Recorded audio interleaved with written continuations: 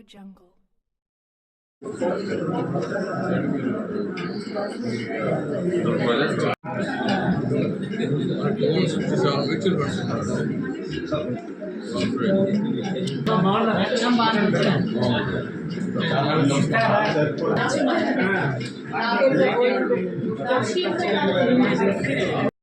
ఆయన 80వ వసంతాన్ని అనొచ్చా జరుపుకోవడానికి ఇక్కడ అందరం కలిసామన్నమాట. అయితే ఆ ఒక్క అంటే 80 ఏళ్ళు వచ్చినాయనే మాత్రమే కాకుండా ఆయన కథకులు కూడా పరిచయ కార్యక్రమం కూడా కలిసి ఉంటుంది. ఇక్కడ ఈ ప్రోగ్రాంలో మనకి ఆయన కుటుంబము, తర్వాత ఆయన స్నేహితులు, ఇంతకాలం ఆయనతో పాటు తోడుగా నడిచిన వాళ్ళందరూ వాళ్ళ ఆలోచనలు ఆయనతో ఉన్న అనుబంధాన్ని ఆచుకుంటారు. ఇందులో సో అందరికీ పెద్ద స్వాగతం. పెద్దగా అందరు గట్టి క్లాస్ కొడతారు ఒకసారి. Thank you. మా మామగారు ఆయన 80th birthday which was on December 1st. Vemuri Satyanarayana Srilatha. ఆయన birthday December 1st. We wanted to celebrate, కొంచెం పెద్దగా సెలబ్రేట్ చేద్దాము 80th బర్త్డే అంటే ఆయన ససేమిరా ఒప్పుకోలేదు. సో ఈ సందర్భంగా ఆయనతో కేక్ కట్ చేద్దాము అని ఇప్పుడు అడిగితే వద్దు అన్నారు కాబట్టి అందరి మధ్యలో బొహాటు పెట్టి కేక్ కట్ చేద్దాం అనుకుంటున్నాం. ప్రేమగా ఈ కథల మాల ఈ పుస్తకం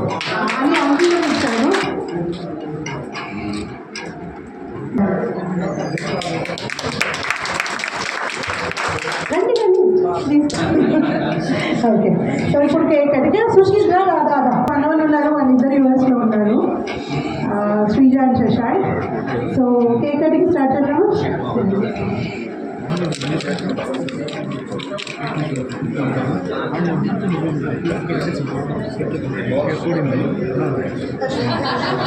ఓకేనా?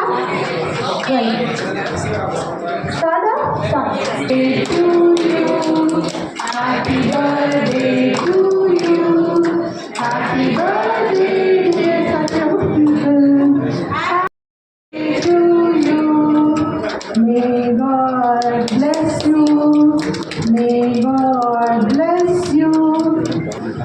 హ్యాపీగా వస్తున్నారు. కమలాకర్ మంచి రచయిత, బ్లాగర్ కూడా. 30 minutes. తర్వాత అనిల్ అట్లూరి రచయిత ఈ కథల్లో ఉన్న వైవిధ్యం గురించి మాట్లాడతారు. ప్లీజ్. ఒక ముఖ్యమైన వ్యక్తి ఉంటారు రచయిత కాకుండా. రచయితకి ఒక డైరెక్షన్, చిన్న కరెక్షన్స్ ఉంటే ఆయన వచ్చేదో సత్యంగారు లాంటి వాళ్ళు చేసేవన్నీ కూడా హ్యూమన్ రిలేషన్షిప్స్ ఎక్కువగా ఉన్న సందర్భాలలో హితుల మధ్య ఉన్నప్పుడు హితుల మధ్య జరుపుకోవడం అనేది సాధారణంగా జరుగుతుంది. ఈ వయసులో 20 కథలు, అంటే 80లో 20 కథలు రాయలేదు ఆయన. 1971 అనుకుంటాను మొదట రికార్డు కోసం అది పుస్తకంలో ఇంక్లూడ్ చేశారు. సో దాంతో మొదలుపెట్టినారు, కానీ క్రొనాలజీ ప్రకారం ఇవ్వకుండా చివరికి 16 కథలు ప్లస్ 4 20 కథలు తిరిగి వెతుక్కుంటూ వచ్చిన పెద్ద మనిషి మా ఇంటికి సత్యనారాయణ గారు. అప్పుడు దాకా మధ్యలో దాదాపు మా ఇద్దరికి 30-40 ఏళ్ళు గ్యాప్ ఉంది. ముఖతా కలవడం అనేది లేదు అసలు. మురారి కాటుకట్టు వారితో ఏదో మాటల మధ్య వచ్చినప్పుడు ఆయన అన్నారు, రాణి గారు అబ్బాయి అనిల్ మెడ్రాస్ నుంచి అక్కడికి షిఫ్ట్ అయ్యాడు, హైదరాబాద్ ఉంటాడు, నీకు తెలియదు అంటే ఎవరు ఎక్కడున్నాడు ఈ అనిల్ అని వెతుక్కుంటూ వచ్చారు. అప్పటికి అనిల్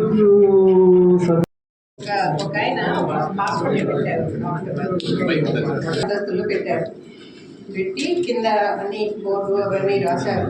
అన్ని ప్రచారాలు అయిపోయింది, కానీ జనం మాత్రం క్రమంగా తగ్గిపోతున్నారు. అసలు చాలా రావట్లేదు అనమాట. అప్పుడు ఎందుకు రావట్లేదు ఏంటి అని పరిశీలిస్తూ ఉంటే వాళ్ళ ఫాదర్ హాస్పిటల్కి వస్తాడు, ఎలా ఉంది ఏంటి చూద్దామని. వస్తే వచ్చి ఇంతంతా పరిశీలించి పైకి వెళ్ళి ఎవడరా ఇంత బోర్డు పెట్టింది, బోర్డు ఎవరన్నా పెట్టింది కింద, ఆ బోర్డు అలా ఉంటే పేషెంట్లు అలా వస్తారా అని అంత కొడుకు తిడతాడు. తిడితే అందరు గబాబా కిందకి వెళ్ళి ఆ బోర్డు కనుక చూస్తారు. ప్రక్కన ఫలానా నర్సింగ్ హోమ్, ఫలానా హాస్పిటల్ అని పెట్టి పైకి పోగు దారి, పైన కదా హాస్పిటల్, పైకి పోగు దారి. ఆ బోర్డు అలా పెట్టి ఎవడొస్తాడు మీ దగ్గరికి? ఎవరు రారు, ముందు బోర్డు మార్చండి రా అంటే భాషను మనం ఎలా వాడుకుంటామో అనేది చాలా ముఖ్యం అనడానికి. నేను ఇంకొక రకంగా వాడచ్చు, ఇంకొక రకంగా వాడచ్చు. అదే నష్టపరిచే ఇవన్నమాట. ఎంత అందంగా వాడచ్చు, అంత దరిద్రంగా కూడా వాడచ్చు.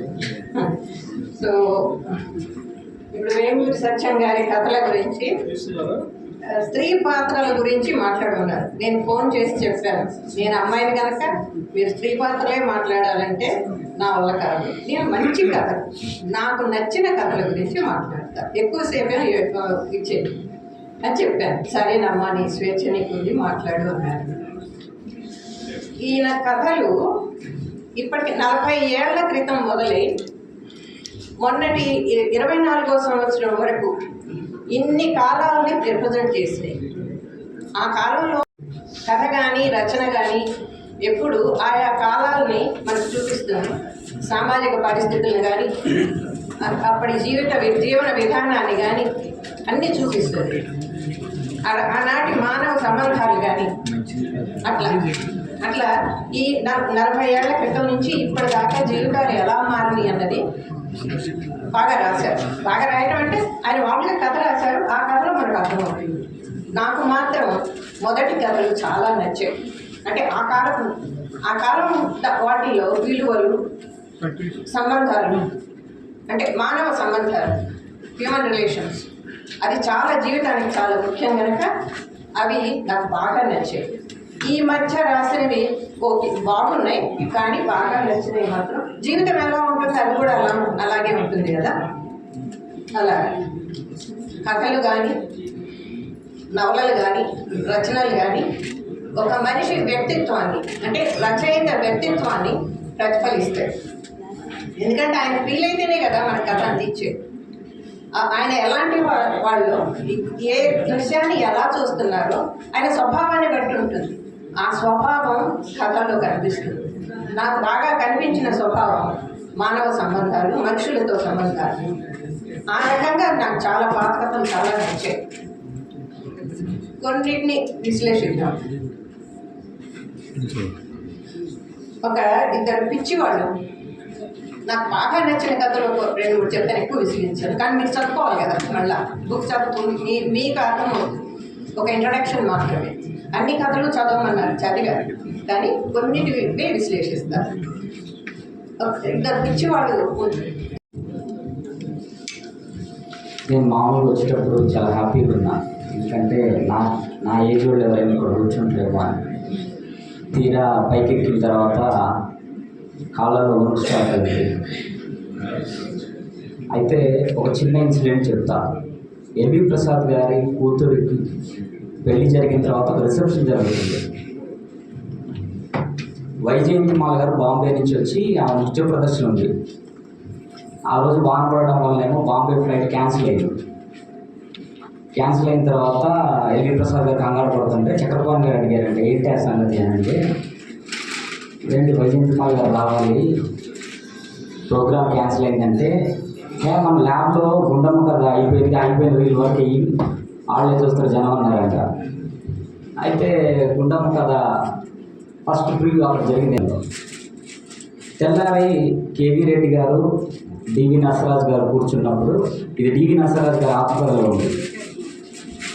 ఏం కదే అది, ఆ చక్రపాణి ఏదో పెద్ద నలుగురు, ఇద్దరు హీరోయిన్లు మొత్తం 7 పటాలంతా దిగి పెద్ద గుండమ్మ కథ అని తీసి ఏముంది దాంట్లో, ఆ గుంటూరు కృష్ణా జిల్లా కమ్మల కథ వస్తే దాంట్లో రాయలసీమ ఆంధ్రాలో తెలిసినది ఏముంది దాంట్లో అని అన్నారు. సినిమా రిలీజ్ అయింది, పెద్ద హిట్ అయింది. అంటే మీరు పెద్ద డివి నరసరాజు ఆత్మకథలో ఉందండి, నేనేం దీంట్లో ప్రక్షిప్తం ఏం చేయట్లేదు. పెద్ద హిట్ అయిన తర్వాత మళ్ళీ ఆయన అన్నాడంట, ఏముంది నరసరాజు ఆ కథలో, నాకు అర్థం కావట్లేదా, జనాలకు అర్థం కావట్లేదా, ఏముంది ఆ కథలో అని. ఈ బుక్ నేను రివ్యూ చేయాలనుకున్నప్పుడు నేను అదే ఫస్ట్ ఫీల్ అయినా. ఈ 80 సంవత్సరాలు అయినా ఈ బుక్ గురించి నాకు చెప్పమంటారు, అసలు ఏముందో ఈ పుస్తకంలో, గుండమ్మ కథ రివ్యూ చేసిన కేవీ రెడ్డి గారు లాగా ఫీల్ అయినా. కానీ నిజం చెప్తున్నా, నిన్న సాయంత్రం నుంచి బుక్ చదవడం మొదలుపెట్టా చేసి, సరే ఆనాటి వానచిలుకలు మీరు అనుకున్న తర్వాత, అంటే ఈ కథలో ఈ బుక్ స్పెషాలిటీ ఏంటంటే, అది చెప్తా, ప్రతి కథకి సందర్భం ఉంది. ఈ కథ ఎందుకు రాసినా, నన్ను ఏ సంఘటన ఇన్స్పైర్ చేసింది అనేది ప్రతి కథ చివర ఉంది. మనం ఏమనుకుంటామంటే, అంటే నేనేమనుకుంటా అంటే పాఠకుడిగా, ఒక సంఘటన జరిగినప్పుడు ఇంతకంటే బాగా రాయొచ్చేమో.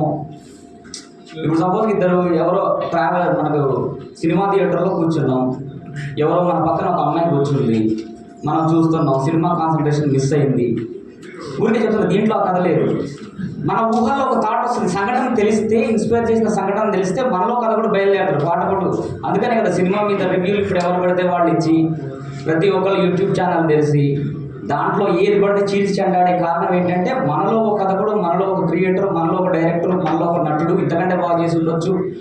కానీ ఈ కథల్లో నేను ఇది స్కోత్కర్షగా లేకపోతే, సో ఆ విధంగా నేను గుండమ్మ కథ రేంజ్లో కేవీ రెడ్డి గారు ఎందుకు అనుకుని చదివిన తర్వాత నిజంగా నేను చాలా హ్యాపీగా ఫీల్ అయినా. నన్ను ఎక్కడ మాట్లాడొద్దంటారేమో మళ్ళీ, ఎందుకంటే ప్రిపేర్ అయ్యేసా, కథల్లో చాలా మంచి కథలు ఉన్నాయి, అంతమందిని చూసిన తర్వాత మళ్ళీ కింద కూర్చోబెడతారేమో అనుకున్నా. కానీ ఈ కథలు ఇంకోటి ఏంటంటే, లాస్ట్లో ఈయన ఒక మాట రాశారు, ఈయన జీవితం గురించి చెప్తూ, మొత్తానికి ఇంతవరకు నా జీవితం మలుపులు ఉన్నాయి కానీ పెద్దగా ఎత్తుపల్లాలు లేకుండా సాఫీగా, సంతృప్తిగా, సంతోషంగా గడిచింది. 80 సంవత్సరాల జీవితంలో మనం కథ పుస్తకం చదువుతున్నప్పుడు కన్నీళ్లు వర్షించాల్సిన అవసరం లేదు, పేపర్లు తడవాల్సిన అవసరం లేదు, పుస్తకం మొత్తం నానాల్సిన అవసరం లేదు. కొన్ని కథలు హ్యాపీగా, ఒక చిన్న ఈ శీతాకాలం కదా, నైట్ క్వీన్ పరిమళం బండి పార్క్ చేస్తుంటే మా ఇంటి ముందు ఆ నైట్ క్వీన్ పరిమళం ఒకసారి బండి పార్క్ చేసేటప్పుడు అలా వచ్చి తగిలిపోద్ది, మళ్ళీ మెట్లెక్కిపోతుంది. కథల్లో అంత ఘనంగా మానవ సంబంధాలు, అంటే నేనేం చెప్పదలుచుకున్నా అంటే, అన్ని కథలకి హ్యాపీగా ఈ క్షణం గడిచిందా అనిపిస్తే, అలాంటి కథలు నిజంగా అన్నట్టు ఆయన జీవితంలో ఎగుడు దిగుళ్ళు ఆ జీవితంలోంచి వచ్చిన కథలు కాబట్టి అవిచ్చే ఫ్లేవర్ కూడా మనకి ఓ మల్లె పరిమళంలాగా ఒక హ్యాపీయెస్ట్ మూమెంట్ మనకు అందించినాయి. ఎట్లంటే, వంశీ గారు ఎప్పుడు మాట్లాడినా కానీ వంశీ గారి దగ్గర ఆయన వేమూరి సత్యం గారి గురించి చెప్పేవాళ్ళు అనమాట. చాలా రెస్పెక్ట్గా, వంశీ గారికి ఎవరి పట్ల కూడా రెస్పెక్ట్ ఉంటుంది ఆయన మాటల్లో. సో ఈ వేమూరి సత్యం గారిని కలవాలి అనుకున్నప్పుడు ఆనాటి వానచిలుకలను 2018లో బుక్ ఫెయిర్ జరిగే సందర్భంలో హైదరాబాద్ స్టడీ సర్కిల్లో ఈ బుక్ ఇనాగ్రేషన్ జరిగింది. అప్పుడు నేను వేమూరి సత్యం గారిని మొదటిసారి చూశాను. తర్వాత ఆయన ఆత్మీయత ఎంతంటే, చిన్నోళ్ళు పెద్దోళ్ళు అందరినీ కూడా నన్ను ఎప్పుడైనా పలకరించి చదివావా, ఈ పుస్తకం వచ్చింది చూసాను. ఒకటి హైదరాబాద్ వచ్చిన కొత్తలో రాజకొండరావు గారితో ఎక్కువ గడిపేవాడిని, అట్లా రోజులు ఆయనతో గడిపిన సందర్భం ఉంది. ఆయన పోయిన తర్వాత నేను ఎక్కువ వేమూరి సత్యం గారితో గడపడం జరిగిందనమాట. సో అట్లా వేమూరి సత్యం గారి పరిచయం. నేను కథకుడిగా వేమూరి సత్యం గారు ఎట్లా రాశారు, ఎందుకంటే ఇన్నేళ్ల తర్వాత 80 సంవత్సరాలు ఆయన రాస్తే కథలు ఎట్లుంటాయో అనే ఒక చిన్న డౌట్ ఉండేది నాకు. కానీ ఇవి చదివిన తర్వాత బ్లా ఇందాక అంటే నేను ఇది చెప్పకూడదు కానీ, సార్ ఇది కథ ఎవరికి ఇవ్వకండి, ఇది సినిమాగా తీయదగ్గ కథ, ఆ టేక్ ఆఫ్ కరెక్ట్గా సరిపోయింది, మీరు చదివితే కూడా ఖచ్చితంగా అదే ఎక్స్పీరియన్స్ ఉంటుంది. 96 సినిమా గుర్తుంటే మీ అందరికీ, విజయ్ సేతుపతిను త్రిష తీసిన సినిమాలో వాళ్ళు 10th క్లాస్మేట్స్ కదా, ఆ కథ జరిగేటప్పుడు స్కూల్ కదా. ఇప్పుడు ఈ బైపాస్ అనే కథ ఇంటర్మీడియట్ తర్వాత డిగ్రీ కాలేజ్ లైఫ్ పెట్టుకొని చేస్తే మంచి కథ అవుతుంది. ఎందుకంటే వేమూరి సత్యం గారు సినిమా సాంగత్యంలో ఎక్కువ ఉన్నారు కాబట్టి కొన్ని విషయాలు మాట్లాడుతూ నా గురించి కొంత అప్పుడు హైదరాబాద్ వాతావరణం గురించి, కొంతమంది మిత్రుల గురించి కూడా చెప్పాలి కొంచెం, అందుకని నన్ను క్షమించాలి. నేను 1965లో హైదరాబాద్ రైల్వే ఉద్యోగం కోసం వచ్చాను. 66 నుంచి నా కథలు అచ్చవుతున్నాయి. పరిచయం అంటే సుమారుగా 54 ఏళ్ల పై పరిచయం మాది. సత్యం ఒక సంధికాలం నాటి మనిషి అని నా అభిప్రాయం. అంతకు ముందు 66 ఆ ప్రాంతాలకి పత్రికలు ఎడిట్ ఎవరైతే చేస్తారో వాళ్ళ పేర్లే ఉండేవి, యజమానుల పేర్లు ఉండేవి కాదు. ఆ తర్వాత కాలం వచ్చిన తర్వాత యజమానుల పేర్లు ఎడిటర్గా వేసుకుని వెనకాల పనిచేసేవాళ్ళు వేరే అయ్యారు. సత్యం ఇంచుమించుగా నాకు తెలిసి యాజమాన్యం కింద తన పేరు ఎడిటర్గా లేకుండా పనిచేసినటువంటి ఎడిటర్. అతనికి ఉన్న స్వాతంత్రంలో ఎంత స్వాతంత్రం ఉందో అంత అస్వతంత్రం కూడా ఉంది. తను స్వాతి 70లో పెట్టినప్పుడు వీళ్ళు నలుగురు కలిసి స్వాతి పెట్టారు. చాలామందికి తెలిసే ఉంటుంది. వేమూరి బలరాము, వేమూరి నాగేశ్వరరావు, వేమూరి సత్యనారాయణ, తుమ్మల గోపాలరావు. వీళ్ళల్లో ఎవరు ఈ పత్రికని ఎడిట్ చేయలేదు. ఎడిట్ చేసింది శీలా వీర్రాజు గారు హైదరాబాద్లో ఉన్నంత వరకు. కానీ అది ఒక సామూహిక వ్యవహారంలో నడిచేది. నేను వీళ్ళందరితో బాగా దగ్గరగా ఉండేవాడిని. శీలా వీర్రాజు గారికి కూడా రామడుగు రాధాకృష్ణమూర్తి గారని, ఆయన ఏం రాసేవాడు కాదు, బాగా చదివేవాడు, పుస్తకాలు బాగా పోగేసేవాడు. అని ఆయన సలహాల మీద చాలా కథలు శీలా వీర్రాజు గారు తీసుకోవడం నేను ఎరుగుతున్నాను. ఆయన చాలా అజ్ఞాతంగా ఉండేవాడు రామడుగు రాధాకృష్ణమూర్తి గారు. ఈ విషయాల్లో సచిన్ ఎడిటోరియల్ రాజు అతను మొదటి ఎడిటోరియల్ యాక్టర్. ఆ తర్వాత కొన్ని కారణాల వల్ల స్వాతిలోంచి వీళ్ళందరూ తప్పుతున్నారు. పనిచేయడానికి అవకాశం వచ్చింది. జ్యోతిలో పనిచేయడానికి అవకాశం వచ్చి తను మద్రాసు వెళ్ళాడు. ఎడిటర్గా పనిచేశాడు. అప్పుడు ఇంచుమించుగా పత్రిక పనులన్నీ సత్యమే చూసేవాడు. మేము హైదరాబాద్ నుంచి కానీ ఆంధ్ర నుంచి కానీ ఎవరు వెళ్ళినా సత్యాన్ని ఎడిటర్గా కాకుండా స్నేహితుడిగా తప్పనిసరిగా కలిసేవాడు. వాడపాకం దగ్గర వాళ్ళ ఇల్లు, వాళ్ళ ఇంటికి నేను ఎన్నోసార్లు వెళ్ళాను. సత్యం ఎడిటర్ కన్నా ఒక బంధువులా, ఓ స్నేహితుడిలా అందరినీ ఆదరించేవాడు. శ్రీలక్ష్మి గారు హాయిగా అన్నం పెట్టేవారు. వాళ్ళ అమ్మ నాన్న ఉండేవారు. ఒక ఇంటికి వెళ్ళినట్టు ఉండేది. కానీ ఒక పత్రిక పని మీద ఎంతైనా రచయితకి స్వార్థం ఉంటుంది. ఎడిటర్ దగ్గరికి వెళ్ళినప్పుడు మనం ఇంప్రెస్ చేద్దామని కానీ, లేదా మన కథ ఏమైంది తెలుసుకుందామని కానీ ఇవన్నీ ఉండేవి. నాకు కూడా ఉండేవి ఆ చంచలత్వం. కానీ ఈ వాతావరణం ఉండేది కాదు. ఒక ఇంటికి వెళ్ళినట్టే చాలా హాయిగా ఉండేది. ఆ కుటుంబంలో ఉన్నటువంటి ఆ ఆదరణ అది ఇప్పటికీ పోలేదు. వాళ్ళ అమ్మాయి ఇంటికి వెళ్ళి కూడా నేను భోజనం చేశాను. ఆ భోజనం నాకు ఎప్పటికీ బాగురాదు. ఇందాక కూడా అనుకున్నాను, ఇందాక కూడా అమ్మాయితో మాట్లాడాను. ఇదంతా ఎందుకు చెప్తున్నానంటే సత్యం ఎంత సాహిత్యకారుడు, ఎంత చక్కటి మనిషి, ఎన్ని బాధ్యతగా మోసాడో అంత కలివిడిగా స్నేహితులు కలిసిపోయేవాడు. మేము నారాయణగూడలో ఒక 6-7 కలిసి నారాయణగూడ రచయితలని పేరుండే. చిత్రకారుడు చంద్ర, శ్రీకంఠమూర్తి, సిఎస్ రావు, డి వెంకటరామయ్య, శ్రీపతి. స్మాల్ two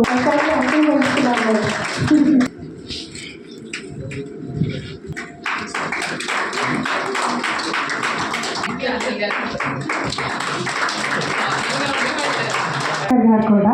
so first Sammareddy Bharadwaj uncle వస్తారు. అందరు గట్టి క్లాస్.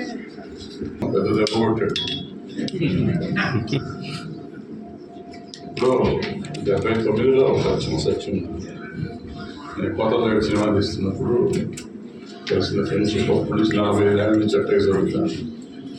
అది ఇంట్లోనే ఉండేవాడిని, ఇస్తూ ఉండేవాడినాను. టమాటాలు పోసేవాడిని. తర్వాత ఉప్మా చేయడం ఒకటి నేర్పించాడు. నేర్పిస్తానికి ప్రయత్నం చేశాడు. నేను చూసి మళ్ళీ చేస్తాను. తర్వాత శ్రీలక్ష్మి గారు బెదిరిస్తూ ఉన్నాడు. మేము చేసుకున్న పచ్చిపులుసు ఎంత బాగుండేది తెలుసా, మేము చేసి నావిడ వచ్చి నాతో పోటాడు. నేనేం చేసి పెట్టావు, నేను చేయడం నాకు తెలియదు. ఈయన ఏదో చేసేవాడు, మేము తినేవాడు అంత తప్ప మాకేం లేదు. పక్కన ఉండేవాడు. అప్పుడు 45 ఏళ్ళ నుంచి వీళ్ళు చిన్నపిల్లలు. అవి ఇన్ని సంవత్సరాలు అయిపోయినా మేము ఎప్పుడు మళ్ళీ కలిసి తక్కువ. అప్పుడు కలుస్తామంటే వాళ్ళం, అప్పుడు కలుస్తున్నాం, మాట్లాడుతున్నాం. కానీ మా పిల్లలు ఊళ్ళో లేరు, అందుకని నాకు ఎప్పుడూ తెలియదు. ఇంక చిన్నపిల్లలని అనుకుంటున్నాను. ఇవాళ తెలిసిపోయింది నేను చాలా పెద్దని అయిపోయాను. సత్యం ఇంత దెబ్బ కొడతాడని నేను ఆయన ఎంత రాస్తున్నాడు. 80 ఏళ్ళు అయితే వస్తే వచ్చినాయి. నాకేంటి అట్లా రాస్తే 60 కథలు రాస్తే ఇప్పుడు నా వయసు ఎట్టా తెలిపించాడు చెప్పాడు. ఏదైనా సత్యం గారు వాళ్ళ ఫ్యామిలీ ఇందాక ఆయన కమలాకర్ గారు మాట్లాడుతూ లాస్ట్ పేజ్లో ఏ ఒడిదుడుకులు లేకుండా చక్కగా హ్యాపీగా చాలా గడిచిపోయింది. ఖచ్చితంగా వాళ్ళ ఫ్యామిలీని చూస్తే ముద్దేస్తుంది. వాళ్ళలో ఉన్న అన్యోన్యత కానీ వాళ్ళ ఇది కానీ అందరూ రిసీవ్ చేసుకునే విధానం కానీ ఎవరికైనా మన ఫ్రెండ్స్తో మాట్లాడే విధానం కానీ ఆ రోజుకి ఎలా ఉందో ఈ రోజు అలాగే ఉంది. సో చాలా మందిని చూసాం, ఎంతో జీవితాన్ని చూశాను నేను కూడా. ఎంతోమంది మధ్యలో వచ్చారు పోయారు. 45 ఏళ్ళ నుంచి గట్టిగా చెప్పాలంటే మంచి మిత్రుడు అంటే సత్యం. సో సత్యం 80 వచ్చినందుకు అభినందిస్తూ నాకు కూడా 76 దాటిచ్చినందుకు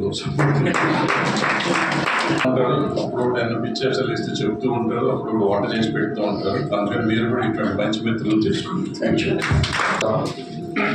గారికి జన్మదిన శుభాకాంక్షలు. 80లో 20 రాశారు. ఆయన నాకు 40 ఏళ్ళగా తెలుసు. ఆయన 40 ఏళ్ళప్పుడే 20 లాగా ఉండేవాడు.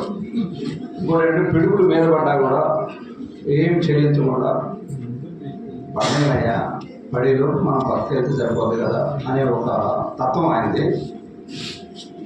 తర్వాత నా జీవితంలో అంటే నా ట్రాక్ సరైన దారిలో పడడానికి కారణం సత్యం గారు. నేను జగన్నాథ చక్రాలు సినిమా కింద ముందు అన్నయ్య భరద్వాజ్ చెప్పారు. దానికి ఆయన ప్రొడ్యూసరు, ఈయన పిఆర్. అలా పరిచయం అయిన తర్వాత సడన్గా ఒకరోజు కనపడి ఏంటి అంటే ఒక కొత్త డైరెక్షన్ చేయబోతున్నాడు, మీకు ఏమైనా వచ్చే ఆలోచన ఉంటే చెప్పు, నేను ఒక మాట ఆయన చెప్తాను. ఆయన ఎవరు అంటే క్రాంతి కుమార్ గారు. అలా నన్ను క్రాంతి కుమార్ గారి దగ్గర అసిస్టెంట్ డైరెక్టర్గా పెట్టించింది సత్యం గారు. దానిలో ఏంటంటే ఇంకొక అసిస్టెంట్ డైరెక్టర్ చేసిన తొన్ని ఆట అంటారు. అంటే అగ్నిగుండం అనే సినిమాకి 4 అసిస్టెంట్ డైరెక్టర్లు, ఈ స్వాతికి 3 అతనితో కలుపుకుంటే. అతను లాస్ట్ డే మా సినిమా స్వాతి రోజు నేను క్లాప్ కొట్టను. అప్పుడు సత్యం గారు క్రాంతి గారి దగ్గరికి వెళ్ళి ఇదేంటి సమస్య, ఇంకో మనిషి కావాలి, మరి అతనేమో కొట్టను అంటారంటే క్రాంతి గారు సత్యం గారు ఏం చెప్తే అది వినేవాడు. అంటే ఆయన చెప్పే విధానం అలా ఉంటుంది. సో నేను మహర్షి రాఘవ సినిమా పనిచేసాను స్వాతి. ఆ స్వాతి డిస్కషన్ జరుగుతుండగా గణేష్ పాత్ర గారు 5 వర్షన్లు డైలాగ్ రాశారు. అప్పటికి అది ఎప్పటికప్పుడు రేపటి నుంచి ఈ సినిమా ఉండదు అనే పద్ధతిలో ఉండే డిస్కషన్స్. అంటే అంత దారుణంగా కొట్టుకున్నంత పని చేయడం, ఇంకా లేదు సినిమా వెళ్ళిపోవడమే, ఉద్యోగం తీసుకొచ్చి ఇక్కడ పెట్టాడు, ఏం లేదంటారు ఏంటి కూడా అంటే మళ్ళీ నెక్స్ట్ డే వదిలేస్తే 3వ రోజు మళ్ళీ మామూలు సెట్టింగ్స్ జరుగుతూ ఉంటాయి. అలాంటి సందర్భంలో సత్యం గారు చెప్పిన ఒక ఆలోచన అంటే అది క్రాంతి గారికి నచ్చింది. శరత్ బాబు, మీకు అందరికీ స్వాతి సినిమా తెలిసే ఉంటుంది. శరత్ బాబు శారద గారిని పెళ్లి చేసుకున్న మొదటి భర్త. అతను జైలుకి వెళ్ళిపోయిన తర్వాత శారద గారికి మళ్ళీ కూతురు ఇద్దరు కలిసి సుహాసిని జగయ్య గారితో పెళ్లి చేస్తారు. ఆ నేపథ్యంలో సత్యం గారు చెప్పిన ఒక ఆలోచన ఏంటంటే, అంటే శరత్ బాబుని అప్పటి వరకు మేము విలన్ అనే క్యారెక్టర్గా ఒక చెడు స్వభావం కలిగిన మనిషిగా అనుకునేవాడు ఆ స్క్రిప్ట్లో. అంటే వాళ్ళు అనుకునేవాడు, నేను చూస్తూ ఉండేవాడిని. ఆయన సడన్గా వచ్చి శరత్ బాబుని మంచివాడు చేస్తే ఎలా ఉంటుందండి అన్నాడు. చాలా అనాలోచితంగా ఒక మాట ఆయన అనేశాడు. ఇక దాని మీద తర్జన భర్జన పడిన తర్వాత ఆ స్వాతి అనే సినిమా అలా తయారైంది. లేకపోతే మరి అది కొత్త కథని మనకు చెప్పినా కానీ అద్భుతంగా ఉంటుంది. వెంటనే సినిమా మనం చెప్తుంటే ప్రమాణంగా ఉంటుంది. మనం వెళ్ళే సినిమా చూస్తే అలా ఉండదు. అది ఆయన దగ్గర ఉన్న ఒక క్వాలిటీ. ఇంకొకటి ఏంటంటే ఇవాళకి అయినా సంక్రాంతి పెళ్లి కొడుకులాగా ఫీల్ అవుతారు. ఇంట్లో రేపు 14th 16th 17th ఫోటోలు పెడతారు. అత్తగారు గుడి పెట్టి మామిడికాయలు తిన్నది, ఇలా ఇంకేమని చేసింది, ఎడ్ల పందాలు, ఇవన్నీ కలిపి మానసిక ఇది ఉన్న మనిషి 90లో 20 మళ్ళీ రాసి దానికి మనం అందరం వచ్చి దాన్ని ఇనాగరేట్ చేసి ఇలాగే మళ్ళీ కోరుకుంటూ ఇంకొక 2 నిమిషాలు అంటే మనకి ఏదైనా ఒక సమస్య వచ్చినప్పుడు సత్య గారికి ఫోన్ చేస్తే దాన్ని ఇది సమస్య అంటావా రాయసరావు ఈ సమస్య కాదని ఎందుకు దీన్ని సమస్య ఎలా తీసుకుంటున్నావు అని దానికి వేరే యాంగిల్ చెప్పి మనకి కొంచెం స్వాంతన కలిగించే పరిస్థితి ఆయన దగ్గర ఉంటుంది. సో నేను చాలాసార్లు ఆయనతో చెప్పాను. నేను దాదాపు అంటే ఆయన వెళ్ళిపోయాక కూడా నేను పనిచేశాను, ఒక 7-8 సంవత్సరాలు పనిచేశాను. సో దాంతో నాకు ఒక అసిస్టెంట్ డైరెక్టర్గా చాలా విషయాలు నేర్చుకునే అవకాశం సత్యం గారు, గణేష్ పత్ర గారు, మిగతా వాళ్ళు సత్యానంద్ గారు వీళ్ళందరితో. సో అది సత్యం గారితో నాకున్న అనుబంధం. ఆయన 100 ఏళ్ళు, మళ్ళీ 90వ సంవత్సరంలో మళ్ళీ 90, 90లో 21, 100లో 30 అని ఒకటి ఇలా రాస్తూ ఉండాలని కోరుకుంటున్నాను.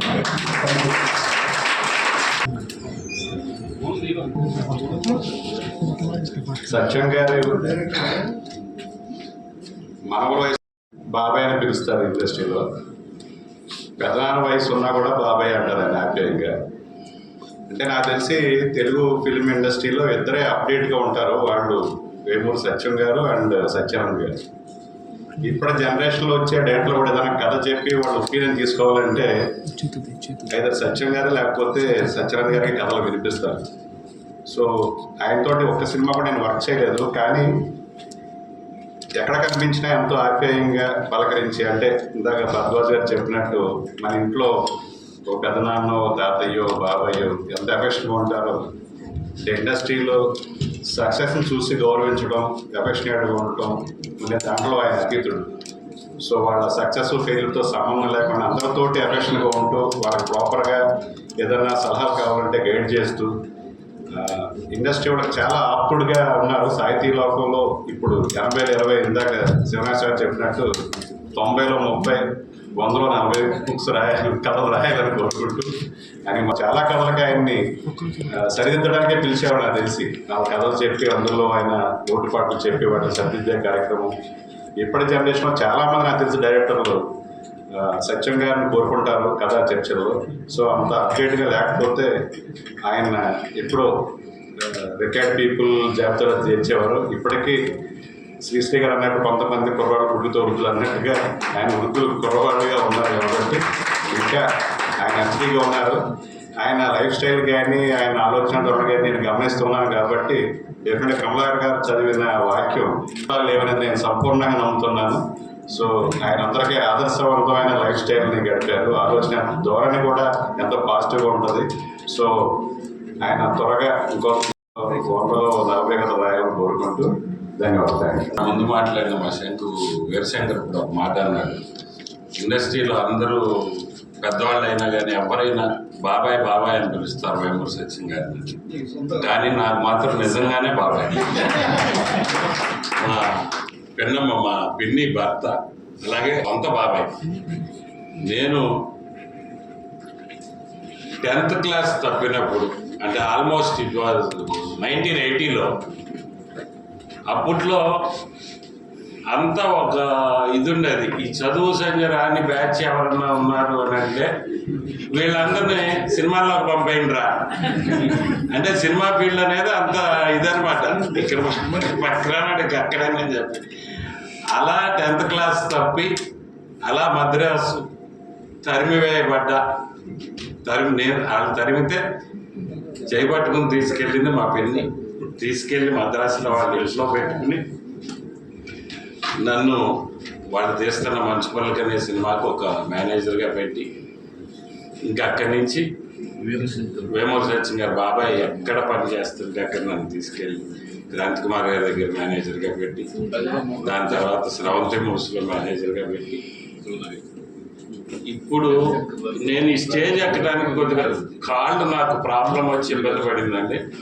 కానీ అప్పటి నుంచి ఇప్పటిదాకా కూడా నా కాళ్ళ మీద నన్ను నిలబడేటట్టు చేస్తున్నాను మా బాబాయ్.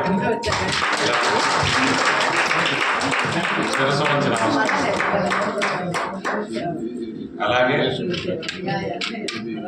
మా బాబాయి, విన్ని, మా తమ్ముడు బాబీ, మా చెల్లెలు శ్రీదేవి, అదే నాని, అందరూ కూడా వేరే వేరే తల్లులైనా కానీ ఆల్మోస్ట్ 43-45 ఇయర్స్ నుంచి విమర్శించలాగానే బతుకుతున్నాను, బతకాలనే కోరుకుంటున్నాను. అలాగే వీళ్ళు చెప్పినట్టే 100లో 25 రాసి ఆ రోజుకైనా మళ్ళీ నా కాళ్ళ మీద నేను నడుచుకుంటూ వచ్చి మళ్ళీ ఇదే డయాస్ మీద మీటింగ్ చెప్పాలని కోరుకుంటూ సెలవు తీసుకుంటున్నాను. అప్పుడే నాకు వేమూరు సత్యం గారు పరిచయం. కానీ నేను ఒక సంఘటన చెప్పాలి. ఎఫ్బీలో శ్రీ బాలాజీ టాకీస్ ప్రేమ ప్రబంధం అని ఒక నవల రాస్తున్నా. ఒక 5 వారాలు అయినాక వేమూరు సార్ ఫోన్ చేశారు. బాబు నువ్వు ఏం రాస్తున్నావు అని అడిగారు. సార్ నేను ఇట్లా నవల రాస్తున్నాను అన్నాను. అది కాదమ్మా, నువ్వు స్క్రిప్ట్ లెఫ్ట్ రైట్ది కాకుండా ఆ లెఫ్ట్ రైట్ది నువ్వు ఒక నవలగా, నువ్వు నవల ఇలా కాదు రాసేది. ఒకసారి మీ గురువుగారి వంశీ గారి నవల చదువు, మహల్లో కోకిల సినిమా చూడు, అప్పుడు నీకు నవల ఎలా రాయాలో తెలుస్తుంది. అలాగే వంశీ గారే రాసిన సినిమాలు నవల్స్గా రాశారు కదా, అవి కూడా చదువు, అప్పుడు నీకు నవల ఎలా రాయాలో అర్థమవుతుంది అని చెప్పారండి. వెంటనే నేను 5 వారాలు ఆఫ్ చేసి ఒకసారి నేను చదువుకుంటే అది నవల్లా అనిపించలేదు, పేరాలుగా ఉంది, ఎక్కడెక్కడ కనెక్షన్ లేదు, ఏం లేదు. అదే ఇలా కాదు కదా నవల రాయాల్సిందే అని చెప్పి ఆపేసి ఒక 2-3 వారాలు సార్ చెప్పినట్టే వంశీ గారి నవల చదివాను, సినిమా చూశాను. వంశీ గారు సినిమాలుగా రాసిన నవల్స్ చదివాను, మళ్ళీ ఆ సినిమా